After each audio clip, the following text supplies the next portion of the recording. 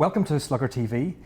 This episode is coming from Accidental Theatre as part of Imagine Belfast Festival. And with me on the sofa, at a suitable distance away, is Allison Morris from the Irish News and Festival Director Peter O'Neill.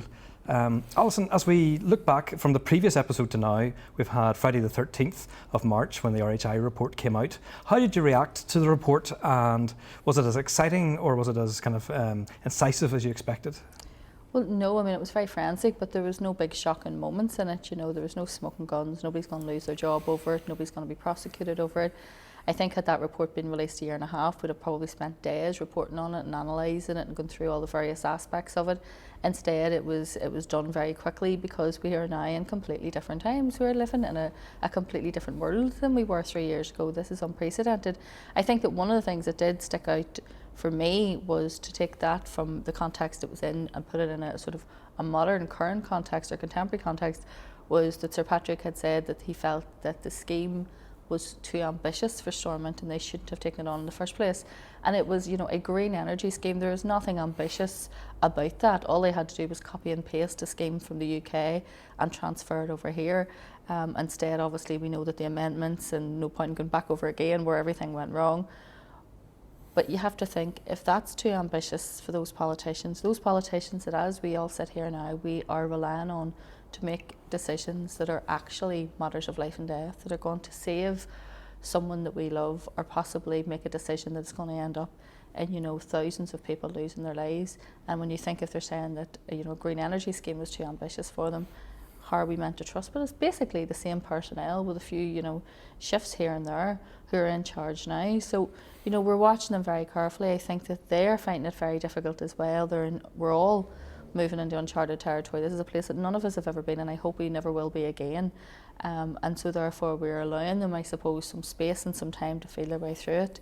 But I mean, one wrong decision could be catastrophic right now. You know, this isn't a matter of one wrong decision might cost, you know, X amount of millions of pounds. Money is only money at this point in time. I think that we're at the stage now where we're thinking, well, money, we can, you know, we can excuse that, but we can't excuse decisions that are risking people's lives. So from that context, I think to now, but I mean, RHI, it was, by the time it came around, it was such a done story, if you know what I mean. So all the controversy had come out, and then I think what happened was the inquiry itself was so good, and that it was always live streamed, that we had updates every night. We sort of knew everything that was going to happen. We'd heard it all before, so all the big shocking moments we'd already heard during the evidence sessions, and therefore by the time they came into the report, there was nothing there really to surprise. Pete, do you think that the inquiry, in a sense the actual mechanics of the inquiry and the hearings, will probably stay on in your memory a little bit longer than the actual report? That's kind of Sam McBride, when I was talking to him for the festival recently, that was kind of his impression, was that it's written, it's kind of couched in very kind of careful language. It doesn't go too far, it's not too kind of flamboyant in its language, but it does make the point, as Alison has said, that, you know, the Northern Ireland government wasn't capable of running what was essentially quite a simple scheme, a copy of an English thing. But in terms of your mind, what's its legacy likely to be? Well, as you allude to, you know, the theatre, you know, of the actual presentations, from the long list of SPADs, ministers, civil servants, trooping into the Senate room and Parliament buildings and, you know, being interrogated, you know, made great, you know, TV. But yeah, muted response really to the full report. You know, it's a really, you know, anyone who's gone through it will testify. You know, it's a very thorough report, but it's typical judicial legal text. You know, it is surprising in one sense, you know, to a layperson like myself, when it seems very clear that, you know, material was being leaked, all sorts of deviations from established codes. I'm sure the public at large, you know, they will find, you know, the lack of bite in a sense, the report really quite surprising. But as Alison says, time has moved on, and in a sense, I feel a bit sorry actually for Sam McBride, because his forensic analysis of what going on, like, that is what I think people will refer to rather than, you know, the inquiry report. So in a sense, it's already out there. People have made their own sort of, you know, views on it. And I'm not sure if people really will escape. You know, I know Arlene Foster came out, and to her credit, you know, was very contrite and fulsome apologies and the rest of it. But she has got off light, and so I suspect has the Northern Ireland Civil Service. So yes, mooted response. But I think the real skill now is, for us in civil society, is how we can actually learn the lessons from that, and how public policy can now be made in a more comprehensive and professional way. But as we see at the moment, they're all making it up on the hoof, and goodness knows where we're going to be in terms of unintended consequences. I was going to ask, down the line. Does it dent your confidence in the process of government and in the kind of mechanics of how civil service actually serves the people? They're clearly moving heaven and earth at the moment to try and make things work in terms of health and education and kind of prepared for things. What I thought when I looked at the recommendations was, one of the recommendations was that the Northern Ireland Civil Service should seek to employ people based on their ability and knowledge, rather than just what grade they were in the civil service. And I thought, well, why on earth wasn't that being done in the first place? Can you imagine if you were trying to run a private business in the private sector and that's how you were hiring people? I mean, your business wouldn't last very long, and you can see why those mistakes were made. So that's sort of, slavishly following these sort of civil service rules, that you move up the grade, regardless of whether you have any knowledge or skill or expertise in that area or not. I do think that the change in how the SPADs were appointed was very important. We need more accountability for that. When we had the recent sort of raft of SPADs who were employed, we were given biogs on all of them. We were told where they came from, what their background was. I remember about 10 years ago, one of my colleagues asking for a similar, and being told basically where to go by a number of press officers, being told that they were private citizens, it was none of her business where they came from, that their background was none of her business, and that was the kind of answers you would have got then. But now obviously they know that we're watching, and also the issue with the minute taken, because let's face it, in 3 or 4 years from now, when all this has died down and hopefully we've went back to some semblance of normality, these are the minutes that people will be setting Freedom of Information Acts in to get to see how these decisions were made and how they came about.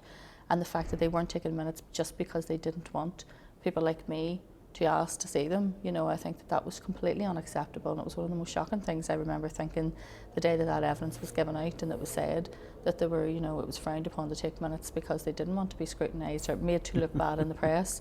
And all of that has changed, and hopefully that is all for the better. There are still so many things that need ironed out, and most of us wouldn't have had a great deal of confidence when you were working in that field anyway. But right now, I think, when I'm watching what's happening in the last few days, people are trying, and they're trying because they realise how serious it is. So we have ministers in place who are really throwing their lot into trying to make sure that we get somewhere. I think we had a shaky start in relation to the arguments about whether when the schools should close or shouldn't close. But what it's also done, I think, too, is it's made us look at the sort of tininess of our island and the size of us in the scheme of things in the world, and how we run our business when it comes to a crisis like this across a tiny little island, and how we need so much political cooperation north and south. And these are things that were raised during Brexit, but were raised in terms of economy and trade and business, and now we're talking about those exact same things, but in terms of people's lives. And somehow the barriers are coming down, and we're slowly getting there. Alison, are you confident that you can see kind of evidence of cross-departmental working, which was often a problem, that people sat in silos and didn't actually kind of cooperate? Do you think we can get past the kind of the orange and green to actually make sensible decisions and good, least worst decisions if necessary over the next month? I'm fairly sure that there isn't a Protestant COVID-19 and a Catholic COVID-19. So right now, I think that we're all basically know that, that this is something that we all need to pull together for. What I haven't, and I know that we're in early days yet, you have seen what ministers have really shown their worth. And by this time, we will judge them. History will judge them on what they're doing right now. And those who have dithered, I don't think that Peter Weir has come out of this looking very well. He constantly seems to be looking to London for someone to give him, the nod, but he's afraid to make decisions. I think Deirdre Hargay has come out amazingly. I mean, before we even got to the crisis we're at now, she'd already changed the entire benefit system and simplified it for people who were going to lose their jobs and for the self-employed. All of those things I think really mattered. I think Nicola Mallon has done very well. She's made a load of decisions very quickly in relation to transport and infrastructure and trying to ease things along. I think Robin Swan has clearly the most difficult job in the executive, and he's facing, a job that I don't think any of us would envy at this stage in time. I think that he's coming across full of empathy and compassion and care, and I hope that he's taken on the right advice and listening to the right advice. And I do think that the First and Deputy First Minister have been brilliant when they have stood side by side and spoken from the same hymn sheet. That would reassure people, and people are nervous, really nervous. Like I'm out and I'm still talking to people who I deal with from day to day. people who are not connected to the media or politics or anything else, and they're really, really worried. So you need that united front, and I think that both Arlene Foster and Michelle O'Neill have come out of this quite well so far. Yeah, and the optics are good, just those two, fronting it up. And okay, there were some, mixed messages and, issues about timing and the rest of it. But I think, there is a general consensus in the community so to, give them a chance, let the ministers go out there, I think most people appreciate just how difficult it is, not just for them, but for civil servants, for the whole public sector. And I hope that these stakeholders realise just how powerful community support is behind them, and you do get that sense. But and it's great to see this reliance on experts. Like, where's Michael Gove now? Thankfully, we're no longer post-expert, are we? Yeah. But it's great to see our local politicians, but also Conservative Party, following in line with the expert view from their own scientific the chief medical advisors have really came to their own, haven't they? These are people whose names probably none of us, people wouldn't have known, 6 months ago, and now they're household names. The amount of academics who, none of us might have spent our whole lives having never to know who these people are, and all of a sudden, Slugger TV can get some other guests for future episodes. Yeah. So it's great to see that sort of reliance on expert advice, and I think that might be one of the the long-term consequences either that, in the public sphere, the role of experts, is going to be reinforced. But I also think in the wider political context, this idea of the states, since Thatcher, the rollback of the states, adherence to a small government. And I think more and more of us now realise that, we need the investment in our health service, not just to deal with the sporadic, the isolated sort of incidents of, trolley waits and whatever, but as an absolute coherent political ideology in a sense. We need to invest properly in our public services simply because these sort of crises are likely to be coming down the line, I'm afraid, for the foreseeable future. And so the role of the big state, I think, is going to be a bigger political priority for us. In Westminster, Alison, is it fair to say that the Conservative Chancellor has turned out to be a bit of a socialist? Maybe he has no choice. Maybe I would go as far to say communist. But perhaps everybody in that circumstance, that all they can do, the only human reaction really is to kind of go to that length. But certainly, if you're, it's different if you're self-employed at the moment, but that may change too. It's fascinating because it's a Tory government, and what the decisions they're making. So they're taking part of the railways back into public ownership. There's nursing homes and private hospitals being brought back into public ownership. They have, said they'll pay people in the hospitality industry and anyone who's lost their jobs wages. They've lifted all sorts of restrictions. They've put homeless people into the empty hotels. All of these things, which I'm pretty sure could have been done, at another time, have been done. But what I will say is, while we're all praising them now to get us through this crisis, do not think that we will not have to pay this back at some stage. This is not charity. We're borrowing. This is not charity. They are throwing billions and billions of pounds at this. Interest rates are and cheap when as well, all this is over, they go up. we will have to pay that back. And I can only imagine the kind of austerity that's coming to us down the road. So do not think for 1 minute that these are charitable donations that we're all receiving, and after this the slate will be wiped clean and we'll all go back to living lovely affluent lives. All of the money that is being borrowed to fix this mess, and I think that it should be borrowed, and I think it should be used in exactly the way it is. But do not be mistaken, we will have to pay this back at some point. But that could be a 50-year, that could be coming off taxes for the next 50 years. This is kind of, it is a bit like a war, except it's not against another country, it's against a virus. But it is, sort of it's that scale We're of... on war footing, you can see the coronavirus bill that's been put through, and that'll go rush straight through Westminster. There'll be practically no debate about it. If you had tried to impose those kind of laws, which are basically just removing all our civil liberties, we're going to be living in, in a military totalitarian state. Well, there the would have potential been for that to be enacted, objection to it, but there's not, because these are not normal times. This is not normal circumstances. To be able to, they're extending the powers of how you can section people and detain them. They're saying you can forcibly quarantine people. There's not going to be any inquest or scrutiny of deaths. We've also, as of today, it's been announced that the prisons are going to release all sorts of prisoners back into society to clear out the prisons. There is aspects of that bill that, concerned me deeply, but at the same time too, what we have to do, I suppose, as a journalist that would be holding these people to account, is to make sure that this bill is only used for the duration of this crisis. and it will have to then. But as we know, authoritarian states love a crisis, and you know, a lot of the stuff, as we've known in the past, and particularly from Northern Ireland in terms of our emergency legislation, does tend to hang on to the statute book. That was meant to be temporary. And does that worry you? Do you see that the accidental, not even intentional abuse of power, but once you have it, well, it kind of makes things go a bit slicker, so we just keep it? Does that worry you? Or do you think people will kind of stand up and say, emergency over, get that off the books now, review it immediately? Well, I think two things. One, as you look at China and, you know, the authoritarian states, particularly how the use of social media, you know, apps on phones to check, you know, that you're infected, you know, the way the states, you know, some states have been able to use technologies like that to actually manage, to increase surveillance. You know, that obviously is a great concern, because I'm sure President Trump and a few others, you know, will actually see these sort of measures, the use of, you know, IT as a means of actually controlling staff. But on the other hand, I am very optimistic about the role of civic society. I think people in Northern Ireland have really come together on this. You do detect it in the air, you know, a sense that, you know, we have to come out of this in a stronger, more united, and a more, how I hope in a way, a much more sophisticated civil society that will actually hold our politicians to account more, that will scrutinise government. And I think, you know, particularly when you talk to young people, you know, who are, you know, very anxious about the future, you know, I think they really want to see something powerful has to come out of this crisis.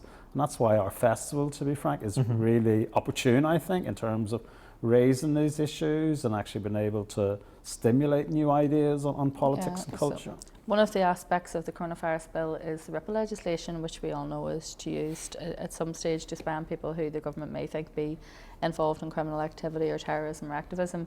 That would have been I think it was 3 days that they could basically tap your phone for before they had to then get permission from a judge, and now it's going to be 12 days. That would be one of the things I would be watching after this to make sure that does not stay on the statute and that is reduced back to where it was, because that would be the kind of powers of use against people like me who are working in security journalism, you know, those kind of snooping powers, which they're saying are essential so they can track people who are refusing to comply with self-isolation and quarantine. And there's nobody is objecting to this bill. You know, there's no political party standing up saying we're going to object it. It will go through, and it will go through, and by Thursday evening, this is the new world that we will be living in. But it's just how long it's used for. So we accept it. We're in exceptional times, and that calls for exceptional measures. But we just have to make sure that these exceptional laws are only used for the period of time of this disaster. But I will agree with what you said. I have seen, some appalling behaviour from some people, you know, and the great, you know, toilet roll rush of 2020. We will all remember that forever and a day. We've seen people, you know, crying in supermarket aisles because they couldn't buy baby food for their children. But also so many acts of kindness and so many cross-community acts of kindness. It's almost as if you don't even call it cross-community anymore, because it's just community helping each other and people coming forward, and churches. And we had a lovely story in the Irish News last week about the Masonic Lodge in the Shankill helping people in the falls, and all of these, you know, all of these, like the women's groups and all of the wee community groups and before. And I think that you can see that there's so much kindness. And even this week, one of the things, because I was very emotional this week about my parents, they're elderly and they're in that risk group, but I'm absolutely distracted about them. And it was just the pictures of all the children drawing rainbows and putting them in their windows so that, you know, people can see them to give a bit of hope. And you can see that, you know, these are terrible times. It is almost like being at a war, and you sort of feel that we're in the very early days of a war that we haven't actually, you know, get into the full of. But that you would hope that one thing is that we can see that we can repair our planet in ways that we don't need to be doing all the things that we were doing before. And also that we could be much kinder to each other and much more healing of each other, because when it comes to a disaster like this, it doesn't discriminate, it doesn't look at it doesn't look at class, it doesn't look at colour, it doesn't look at religion, it doesn't look at any of those things. Every single one of us will be impacted by this, and therefore that if there's ever one thing that will bring us together, it's something so awful as this pandemic. I mean, the Life and Times survey and so on, the next one that goes out, the answers will be very interesting to see whether we can track and whether that is banked, those kind of changes in community and the attitudes towards each other, and whether it slips over time or whether it just builds. Well, it'd be lovely to think if they were. I mean, if the health minister was saying that the worst case scenario is 15,000 people. Now, when you bear in mind about 3,600 people died in the Troubles, everyone I know knows somebody who was murdered in the Troubles. Now, if you take that and you multiply that by 4, we're all going to know people that are going to die in this crisis, and therefore that is something that we will all have in common. You know, this tragedy is something we'll all have in common, and the ability and the adversity to try and beat this and to try and move on and to help each other, that is something that we'll all have in common as well. How difficult is it, Alison, to report on some of this? Because in a sense, you want to hold politicians and kind of security forces and so on to account. You also need to give them a bit of space to kind of get on and do the thing and actually encourage people to listen to sensible messaging, and yet and you're also kind of looking ahead, and you're a bit more probably aware of how bad this is going to get. You know, journalist people think that they sent them from the moon. You know, I'm a citizen of this place, and I have family who I am really, really worried about, and I have children who I'm so concerned about. And you know, one of my daughters works in Dublin, and I'm really worried about her and all sorts of other things. So you're doing this, and at the very start, when we started reporting on this several weeks ago, my colleague Shawning Graham, our health correspondent, has been completely outstanding. I don't know when she sleeps because she has just been constantly getting information and really double sourcing everything and making sure it's good, accurate information. It was a health story, but it's not a health story anymore. No. It's an everything story now. You know, it's all of us. And so the security implications of what's going to happen, how police are going to cope, how our frontline services are going to cope. What's going to happen if law and order breaks down? You know, what happens if people panic and they, you know, and they do start then taking to the streets and trying to loot supermarkets? How are we going to cope with that? You know, will the army be brought back onto the streets again, because that has such significance in this place? Yeah. All of those things, we're now considering all of that. So it's no longer just a health story. It's, you know, it's in everything. Every aspect of our life is going to be touched by this. And Pete, you're running a festival of ideas and politics. We're into the 4th or 5th year of it. It feels like it's been here forever, but you still have hair left, so it clearly hasn't gone that long. Just about. But I mean, you would never have thought that you would be taking the festival online. You never would have thought that you wouldn't have audiences in a venue like this. It's been a real change, and it's happened at a pace that you could barely predict. Kind of, you know, 3 weeks ago you were thinking, maybe some things will be curtailed. 2 weeks ago, yeah, something will change. A week ago, we'd have to get rid of audiences. You know, so it's moved very, very fast. It has, and I suppose it reflects generally what's happened in the body politic. You know, we've had to, you know, respond really quickly. It's been an organisational challenge, but in a sense we're lucky. You know, it's opportune for us. We're at the right place at the right time, and we had the tech backbone, I suppose. You know, with venues like Accidental Theatre and the 343 to be able to move a big proportion of our events online. So yes, I think we're lucky. You know, I think we can shed some light on these developing, you know, on the way things are moving. I suspect it'll take maybe 3 or 4 years for us to properly digest and the unintended consequences that are coming down the line.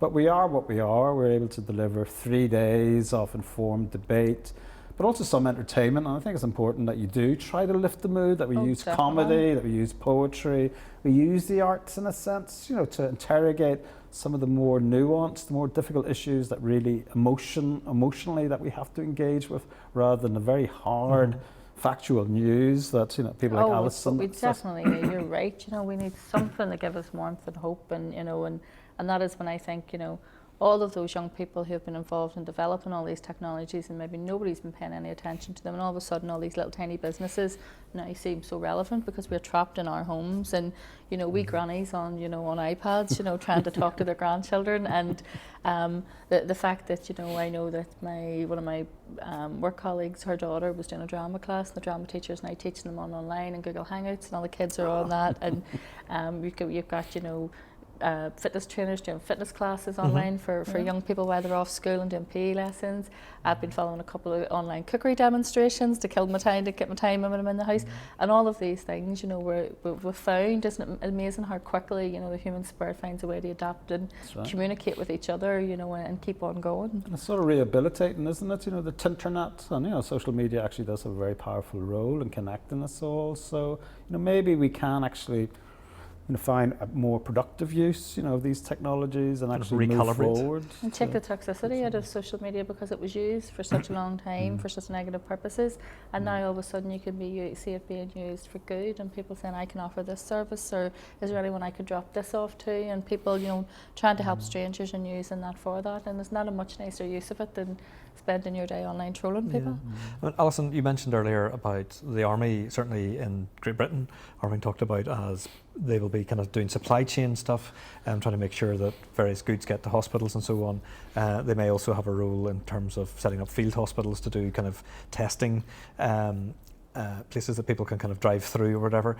Is that I mean, is that beyond the pale for Northern Ireland, that actually they could be accepted, that this is a fine time for them to do that, or would that actually expose the fact that we haven't, that's still just too difficult for the British Army for some to be seen? It's such a strange thing, because we spent so long, developing a peace process to get the army off the streets, and here we have, can we accept members of the army in a humanitarian role?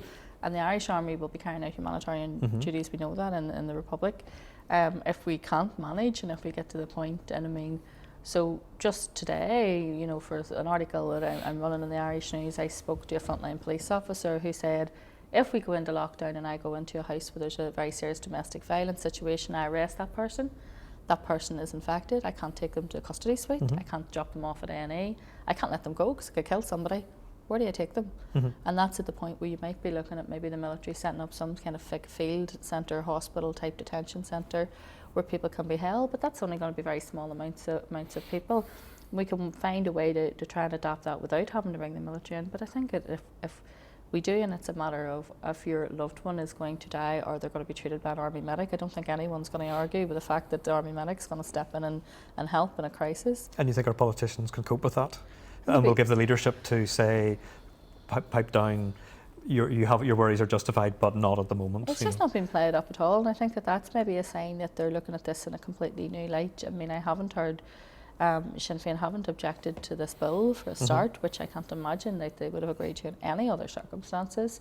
I haven't heard much said at all, because at this point in time, I suppose we're looking at a way of trying to cope without having to bring in military assistance. It depends how long this goes on for. I mean, if this goes on for a length of time and you have frontline police officers dropping of coronavirus or having to self-isolate, and you have frontline medical staff having to self-isolate, and the numbers are going down and down and down, eventually someone's going to have to step in and fill that gap. And I mean, while we're just, at this point in time, we're in scenarios that may or may not ever happen, I don't see how people could take to the streets to object about that. First of all, you wouldn't be allowed out in the streets because the new bill says you're not allowed to gather anymore.